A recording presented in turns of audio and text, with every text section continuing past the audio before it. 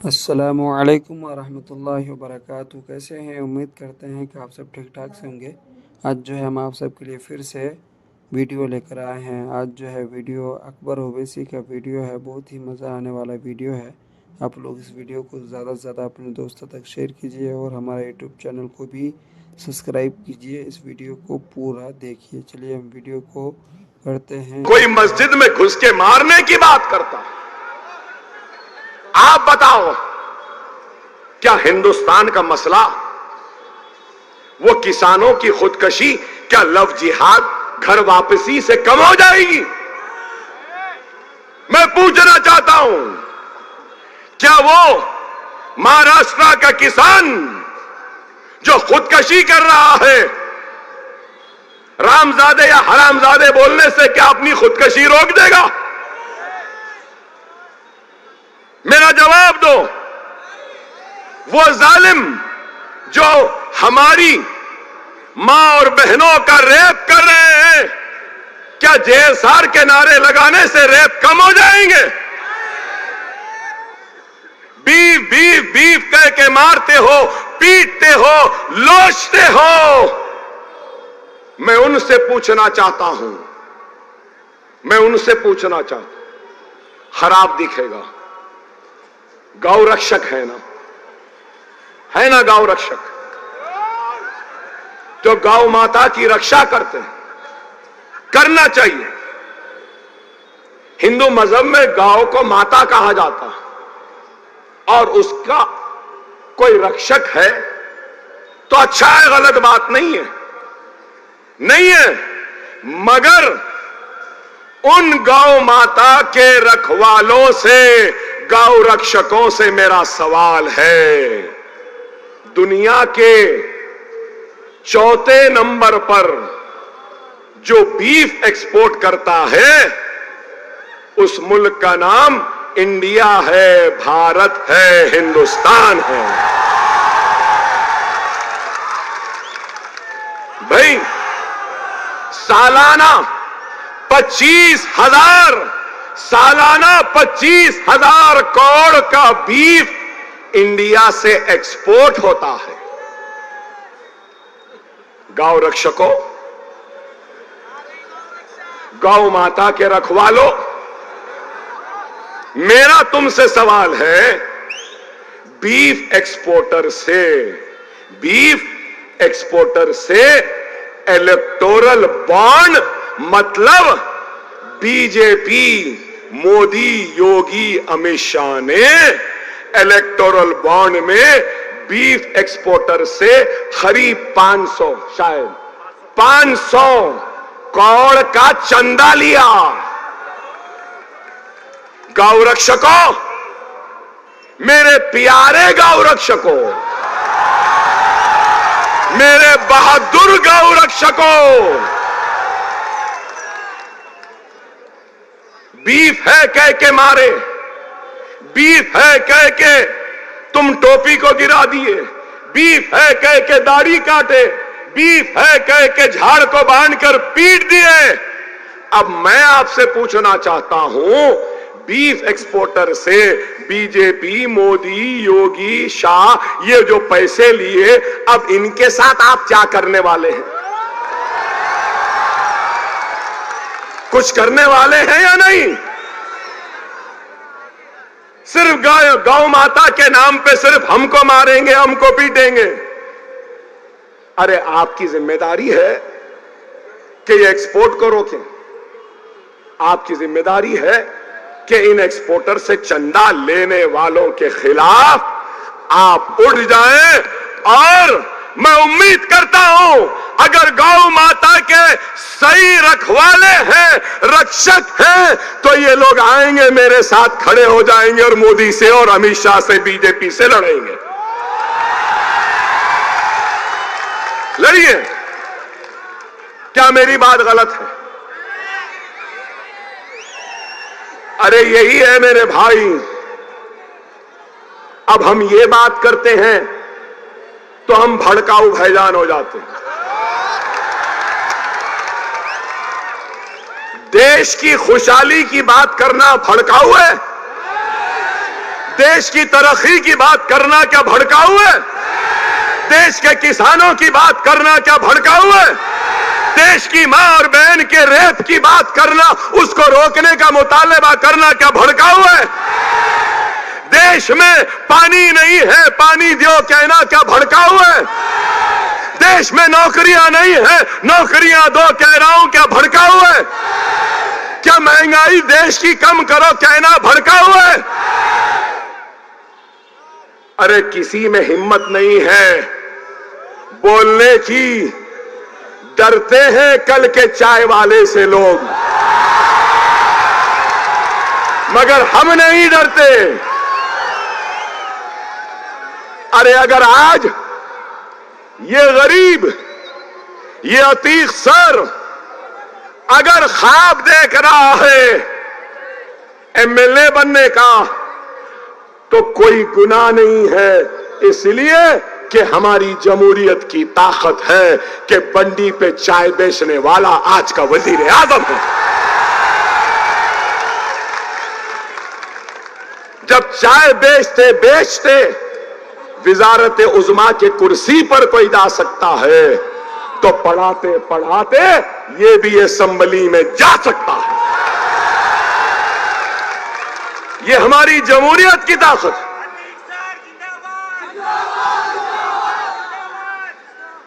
और अगर मैंने अभी चाय की बात की या चाय वाले की बात की, तो भाई मुझे तो नहीं मालूम था, मुझे तो मालूम भी नहीं था कि मिस्टर मोदी चाय बनाते थे, चाय बेचते थे, मुझे नहीं मालूम था। उन्होंने खुद कहा कि मैं चाय वाला था, चाय बनाता था। उन्होंने नहीं कहा क्या? क्या उन्होंने नहीं कहा? उन्होंने खुद कहा। सिर्फ चाय की बात नहीं किया, उन्होंने ये भी कहा, मुझे याद है कि कोई लोग आते थे और बोलते थे कि कड़क चाय दो, कोई आते थे बोलते थे नरम चाय दो। ये भी उन्होंने ही कहा, मैं नहीं कहा। अरे चाय बनाना कोई गुनाह नहीं है, गुर्बत से ऊंचा उठना हर एक का हक है, और ये हमारी जमहूरियत की कामयाबी की निशानी है कि एक चाय वाला भी वजीर आजम बन सकता है। मैं एक टीचर को असेंबली बनाने का ख्वाब देख रहा हूं। मैं वजीर आजम बनने का ख्वाब नहीं देख रहा, मैं मिनिस्टर बनने का ख्वाब नहीं देख रहा हूं। मैं सिर्फ एक दवाखाने की चपरासी की नौकरी का ख्वाब देख रहा हूं।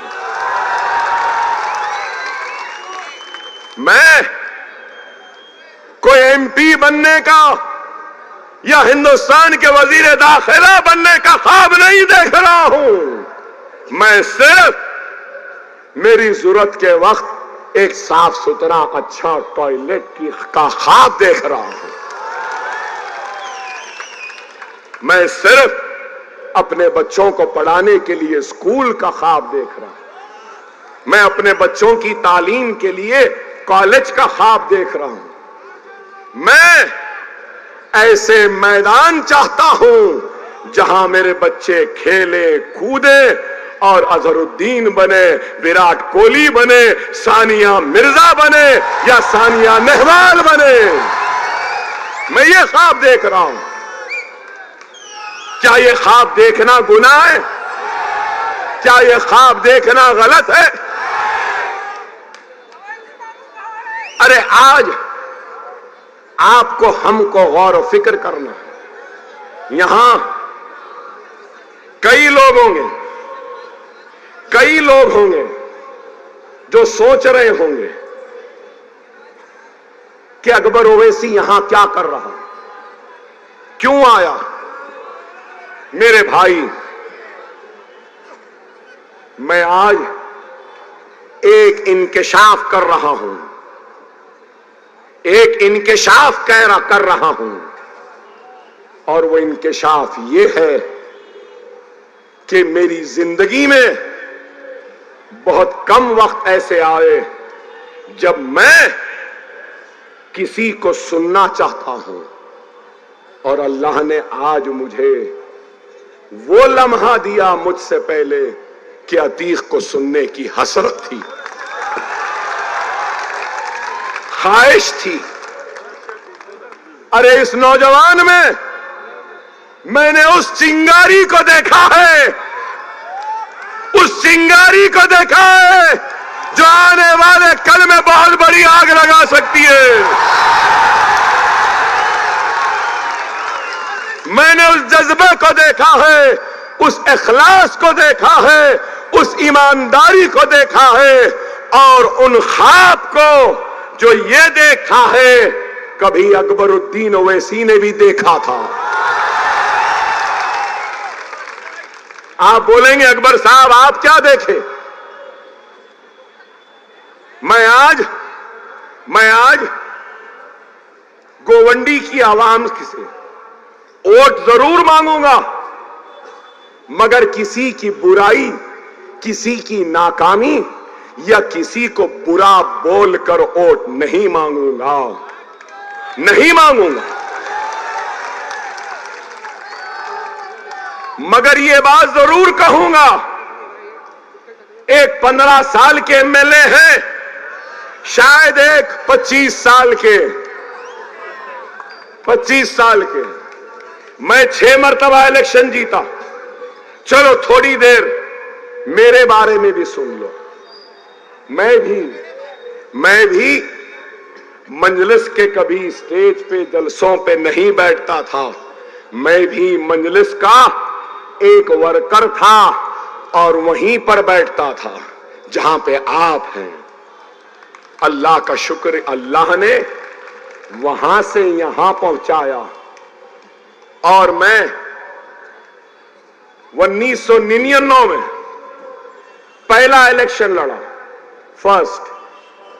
मेरी उम्र 25 साल थी और मेरे मुकाबले में, अख्तीर साहब सुनो, मेरे मुकाबले में 23 साल का एमएलए था।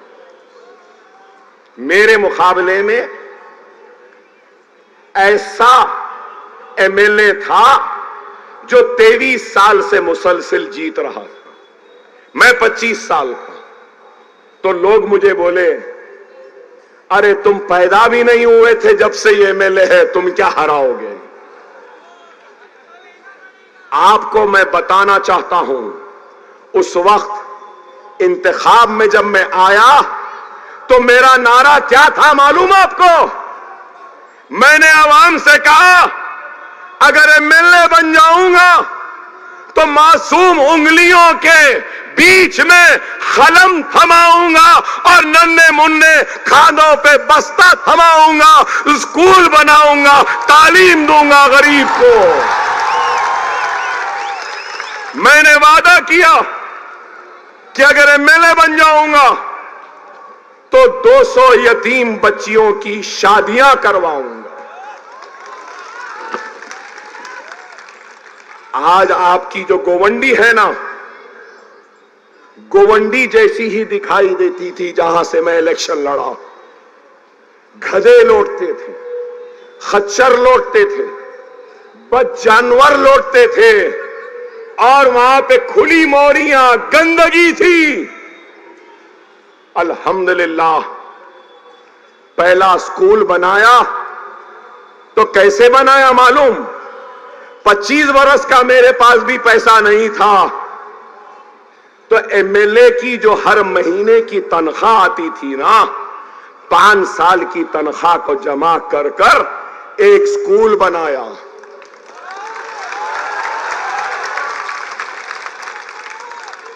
और स्कूल बनाने के बाद मसाजिदों से लोगों के घरों पे जाके दस्तक देता था, फ्री स्कूल है, फ्री स्कूल है, बच्चों को भेज दो, पढ़ा दो।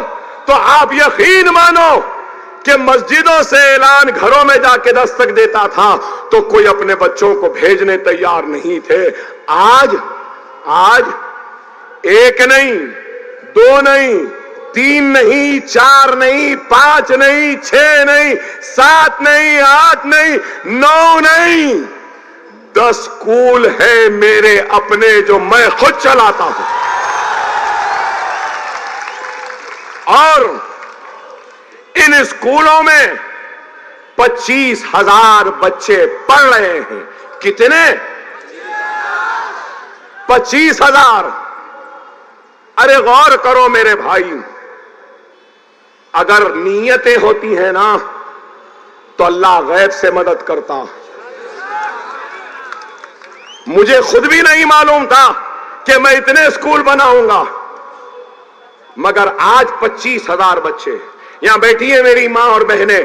आप लोगों से कहूंगा, मेरे हलके में हैदराबाद में 2.5 लाख औरतों को मैंने वोकेशनल में ट्रेनिंग दी है। मोमबत्ती, अगरबत्ती, पापड़, beauty parlour, sewing, fashion designing, spoken English, computer courses, mehndi designing, 2.5 lakh खवातीन को मैंने अब तक ट्रेन किया है। अल्हम्दुलिल्लाह। 4 जूनियर कॉलेज भी है मेरे, 4 जूनियर कॉलेज हैं। आइंदा साल 2 डिग्री कॉलेज भी शुरू हो रहे हैं मेरे अपने।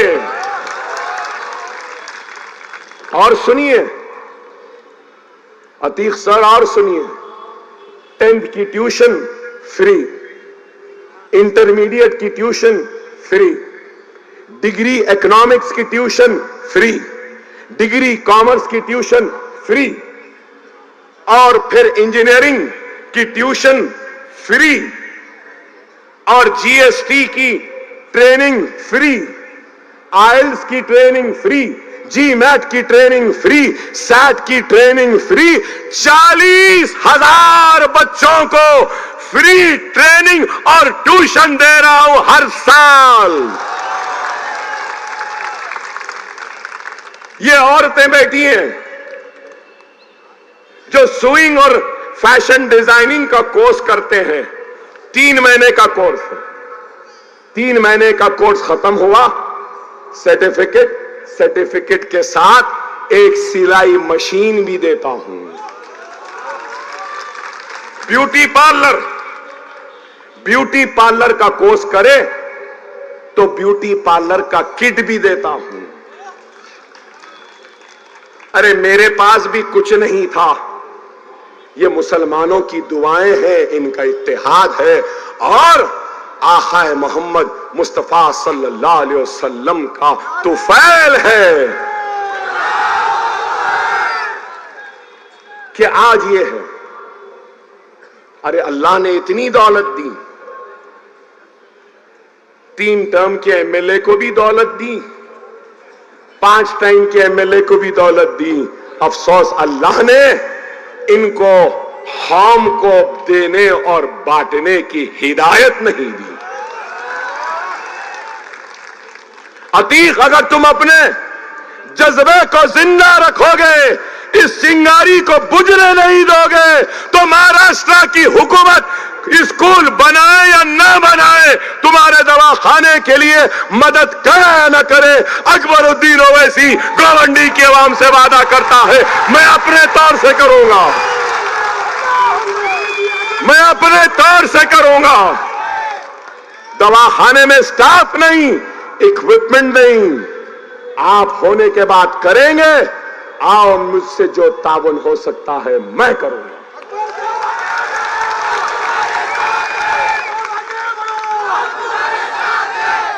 दस स्कूल हैदराबाद में बने, इंशाअल्लाह अतीक जीत जाएगा तो अकबर ओवैसी का 11वां स्कूल गोवंडी में बनेगा। हम बनाएंगे।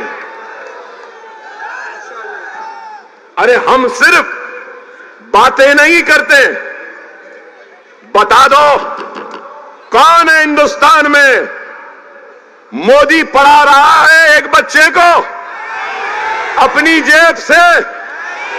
अरे पढ़ा भी रहे हैं तो टैक्स पेयर के सरकारी पैसों से अगर कुछ दे रहे हैं तो अपने बाप का नहीं दे रहे हैं, हमारा पैसा है जो दे रहे हैं।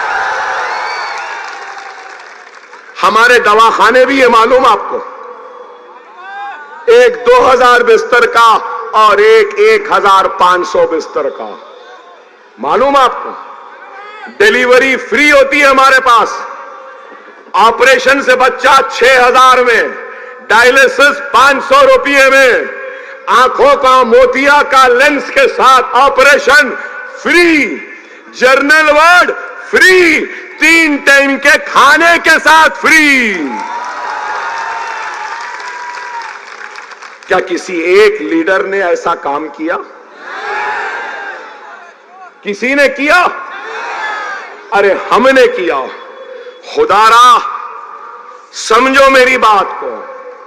बड़ा अफसोस हुआ जब अतीक साहब को सुना कि गोवंडी में डिग्री कॉलेज नहीं, गोवंडी में इंजीनियरिंग कॉलेज नहीं, गोवंडी में बैंक नहीं, गोवंडी में एटीएम के मशीन भी नहीं।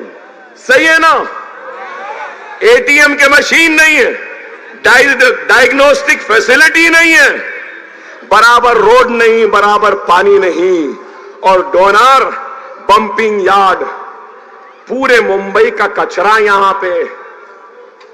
अरे क्या 15 साल में कचरे को कम करने का, कचरे को उठाने का कुछ काम नहीं कर सकते थे? कर सकते थे, बशर्त ये कि जज्बा होना था, नीयत होनी थी, ईमानदारी होनी थी। अपने जेबों को भरने से फुर्सत नहीं मिली, इसलिए यहां लाके बंबई का कचरा फेंकते रहे। और मैं गलत नहीं तो ये लोग का भी इसमें परसेंटेज है। अरे ये कचरे का भी इस्तेमाल हो सकता, एनर्जी बनाई जा सकती। और आपको शायद नहीं मालूम, ये कचरे से किसानों की खाद भी बनती है, किसानों का मिनरल भी बनता। आप सब कमेंट में बताइए कि ये वाला वीडियो कैसा लगा। इस वीडियो को ज़्यादा से ज़्यादा अपने दोस्तों तक शेयर कीजिए भाई, ढेर सारा हमें प्यार दीजिए, समझे। और इस वीडियो को अपने दोस्तों तक ज़्यादा से ज़्यादा शेयर कीजिए। हमारे यूट्यूब चैनल को भी सब्सक्राइब कीजिए। चलिए बने रहिए हमारे नेक्स्ट